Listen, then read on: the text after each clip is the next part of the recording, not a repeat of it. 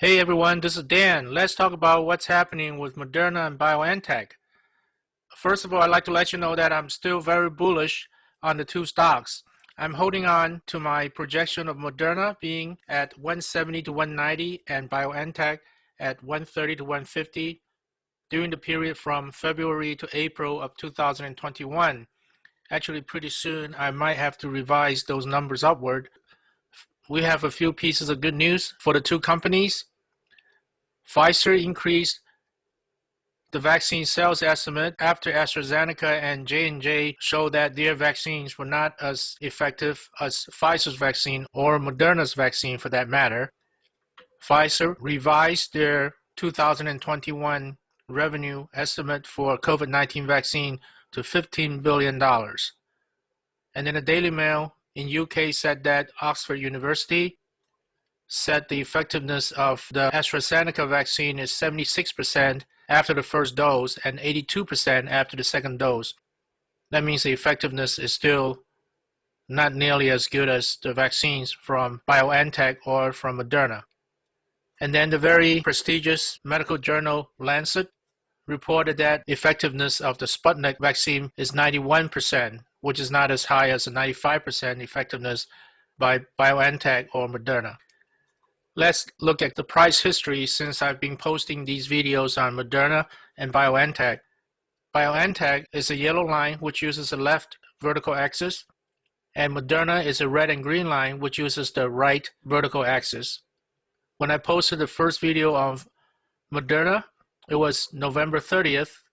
The price was at this point, and after I posted the video, the price rose for the next few days. And then because people were selling on the news after Moderna got approved by the EU and by UK and later on by the US, then the price started to drop, and it was the same with BioNTech. When the price was dropping, even though I already held stock from Moderna, I cautioned the viewers not to buy but to wait. And if they already bought Moderna stock, I advised them to hold, which was exactly what I was doing myself.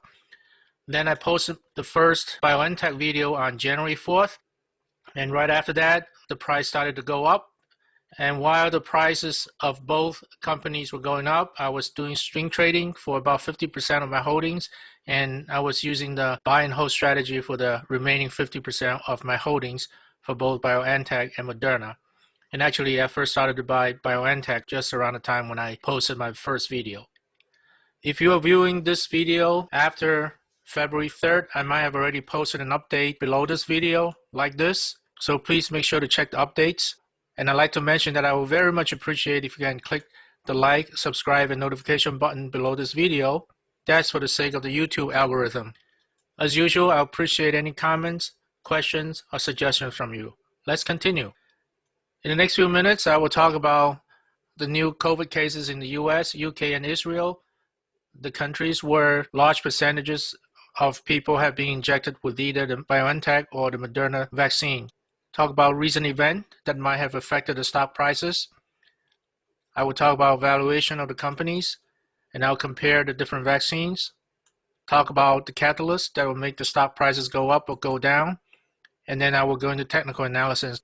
I'll be talking about a couple of trades that I made in the last few days. Let's look at the new COVID cases in the United States. So far, about 10% of the population have been injected with either the first or second dose of the vaccine from Pfizer, BioNTech, or from Moderna. As you can see, in the last 2-3 weeks, the number of new cases has gone down significantly. So that's good progress, because this is the best way to prove that the vaccines are actually working. As far as UK, so far about 15% of the population have received the vaccines, either the Pfizer BioNTech vaccine or the Moderna vaccine. Their results are even more impressive, so that's good news also. As far as Israel, 56% of its population have been injected with either the BioNTech or Moderna vaccine. They also are showing decrease in the daily new cases. So that's good news all around, and that's very positive for Moderna and BioNTech. Now this is from Bloomberg News. They mapped out how many doses of vaccines have been purchased by the different countries in the world. When a country is green, the darker the green, that means the more doses they purchased with respect to the population. So for example, the very dark green is when they have purchased vaccines to cover more than 400% of the population. If it's white or light yellow, that means somewhere between 0% or 50% of the population covered. So if you look around this map, you can see where there might be additional opportunity for sales for Moderna and BioNTech would be in the United States, where it's just about 100% of the population. But later on, I will mention that certain vaccines like AstraZeneca or Johnson & Johnson, even though some of the countries have signed contracts with AstraZeneca or Johnson & Johnson, because the effectiveness rates are not very high for those two vaccines, these countries might end up buying more BioNTech or Moderna vaccine. So I think there's some additional sales opportunity from the United States. And then there's opportunity in the EU, opportunity in Australia, opportunity in Japan, and then part of Africa, and definitely part of South America.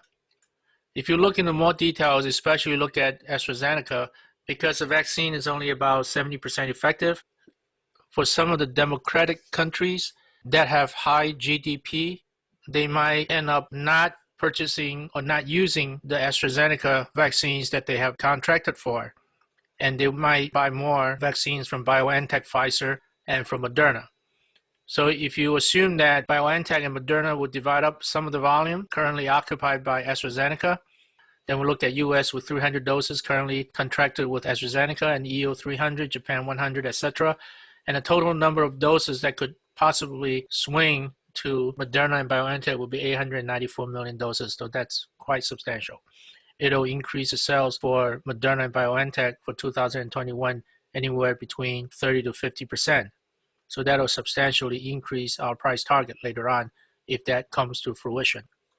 Some additional news events. The Times of Israel confirmed that Pfizer's vaccine, which is also BioNTech vaccine, is shown to have 92% effectiveness rate, which is pretty much in line with the phase 3 test data of 95%.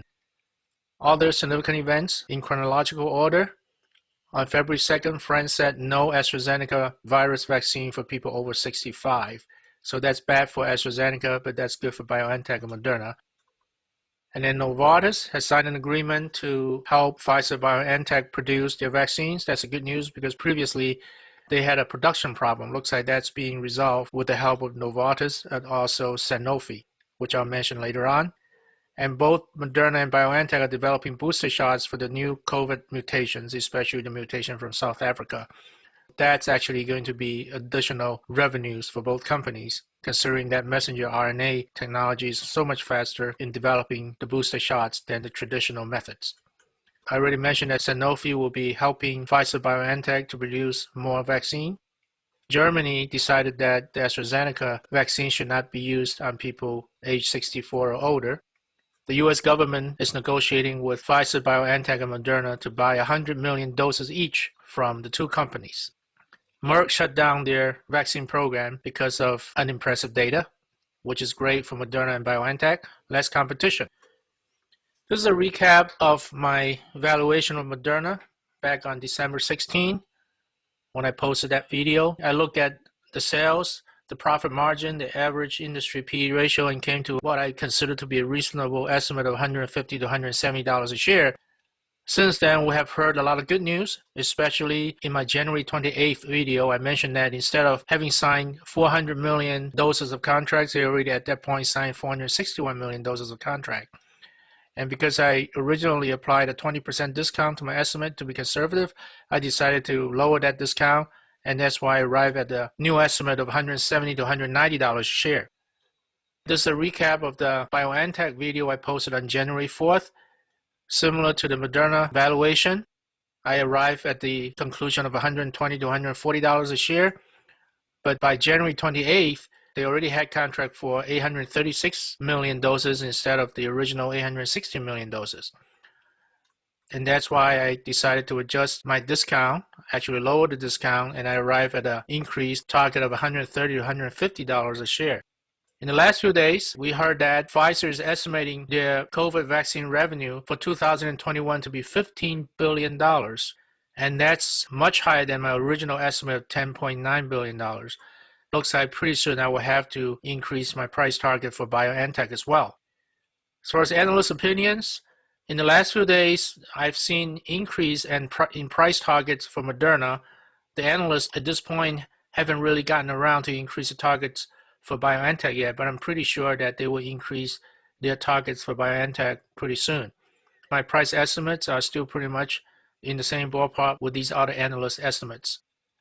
Let's compare the different COVID vaccines. The Pfizer-BioNTech vaccine is 95% effective after the second dose, and it's selling at about $20 a dose. Moderna, again, is about 95.6% effective after the second dose, and it's selling for $32 to $37 a dose. Johnson & Johnson, 68% effective at $10 a dose. AstraZeneca, 76% effective after the first dose and 82% effective after the second dose, and is selling for only $3 to $4 a dose, but it's not nearly as effective as BioNTech or Moderna. Sinovac, it's a 2-dose vaccine, and according to the reports from Turkey, it is 91% effective. Indonesia says it's 65% effective, and Brazil said it's only 50% effective. Sinopharm is a 2-dose vaccine, and UAE said it's 86% effective. The Sputnik vaccine is 91.6% effective. Moderna and BioNTech have by far the most effective vaccines around, and I do believe that countries with high GDP will want to buy the BioNTech vaccine or the Moderna vaccine. I don't think they want to settle for anything less effective than 95%. That's why it's very bullish for the two companies. Let's look at the catalysts that will cause the stock prices to go up. First of all, any additional contract signed for the vaccines will be very bullish for the companies, and reduction in daily new COVID cases in UK, Israel, and US after people have been vaccinated, which is already happening. Failure of other vaccines in development. For example, Merck already stopped their vaccine development, and that's why BioNTech and Moderna have gotten a price boost. And that boost will continue, in my estimate, in the next few days. The ability for the two companies to develop quickly new booster shots against new mutation, that's because they use a revolutionary messenger RNA technology, which is a lot faster, a lot more effective than vaccines developed using the traditional methods.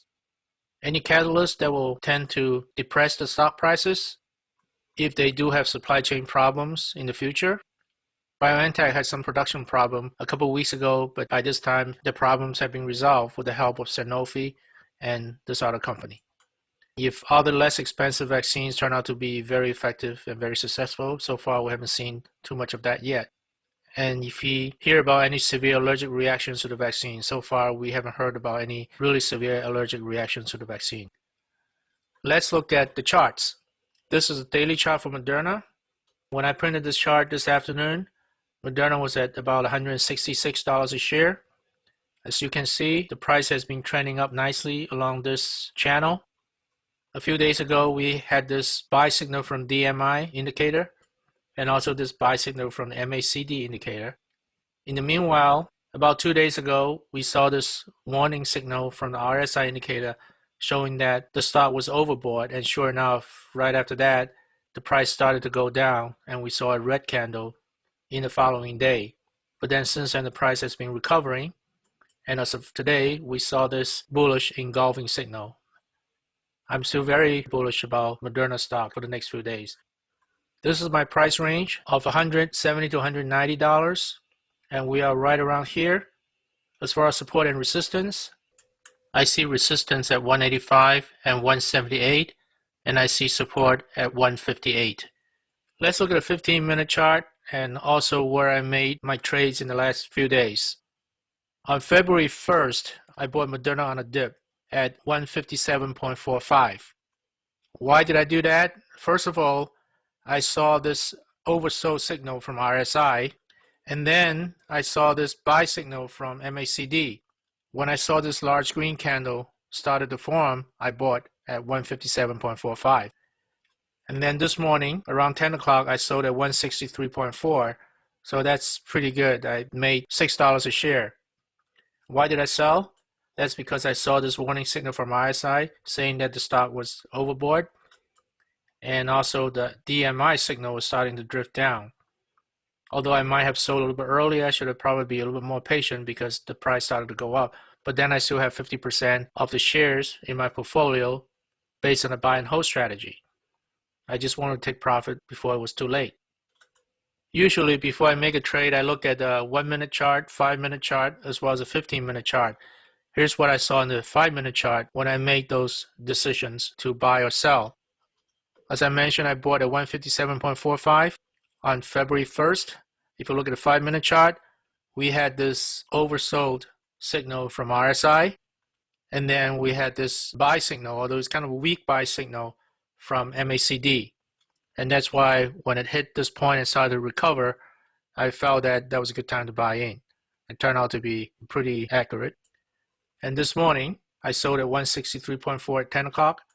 Again, I saw this overbought signal from RSI, and then this sell signal from MACD, also this bearish engulfing signal, and that's what I sold. You might say, how come I didn't buy more when it dipped further yesterday? Yes, indeed, I thought about buying more on this dip, but by that time, I already have substantial amount of money in my portfolio tied up in Moderna and BioNTech, and have certain allocation because I also have other stocks. That's why at that point I felt, yeah, let's not be too greedy. We'll just wait for the price to go up and then realize some profit later on. And sure enough, today I was able to realize some profit. And I still have Moderna stock in my portfolio after I sold. Let's look at BioNTech. This is the daily chart.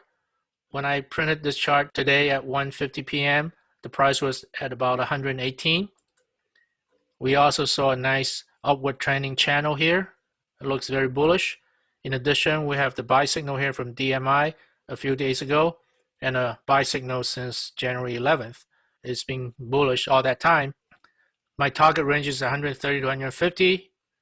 I see resistance at 131 and 120, and support at 110 and 102. As of today, we see an engulfing signal, which is a bullish signal. Again, I'm very bullish on BioNTech as well as Moderna, looking at the technical indicators. Let's look at a 15-minute period and look at the trades I made in the last 2-3 days. When I printed the chart, it was at about 118. I bought BioNTech stock yesterday at 112.38. Actually, if you've been checking the update notes under the video I posted last time, you would have seen the note I posted about this trade. Why did I buy at that point? That's because I saw this oversold signal from RSI, and from the chart I saw this dip. So I just waiting for it to recover, and then I saw this buy signal for MACD, and then when this large green candlestick was forming, that's when I bought in at 112.38. And then this morning around 10 o'clock I sold at 116.64. Why did I sell? First of all, I saw this overbought signal from RSI. And then even though DMI showed a bullish signal earlier, but then it was starting to drift down. And that's what I sold. Again, I should probably be a little bit more patient and held onto the stock a little bit longer, but I only sold half of my shares with BioNTech. The other half is really sitting there based on the buy and hold strategy. Later on, when the price dips a little bit more, I will buy in again. Let's look at the 5-minute chart. When I printed this chart, the price was at about 117.5.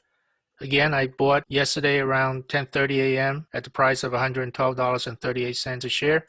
Why did I make that decision? That's because I saw this oversold signal from RSI, and then I started to see the MACD sending this buy signal, and also I saw the formation of this large green candle. And if you look at this point here, the price after dropping is forming a higher low. That's why I decided to buy in. That turned out to be a pretty good decision.